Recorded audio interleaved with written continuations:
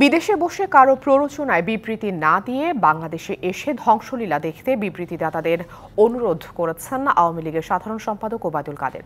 দুপুরে রাজধানীতে এক অনুষ্ঠানে তিনি এই মন্তব্য করেন। কোটা আন্দোলনে ক্ষতিগ্রস্ত, দুস্থ এবং অসহায় মানুষদের মাঝে খাদ্য সামগ্রী বিতরণ অনুষ্ঠানের আয়োজন করে ঢাকা জেলা আওয়ামী লীগ। অনুষ্ঠানে খাদ্য সামগ্রী তুলে দেন ওবায়দুল কাদের। এর আগে তিনি বলেন, দেশে কারফিউ জারি না হলে শ্রীলঙ্কার মতো বাংলাদেশের প্রধানমন্ত্রীর বাড়ি দখল করে অভ্যুত্থান ঘটানোর পরিকল্পনা ছিল বিএনপি জামাতের। তার অভিযোগ, মির্জা ফখরুলরা আছেন বিবৃতির রাজনীতি নিয়ে। এতে যোগ দিয়েছেন ১/১১ কুশীলব ডক্টর ইউনূস।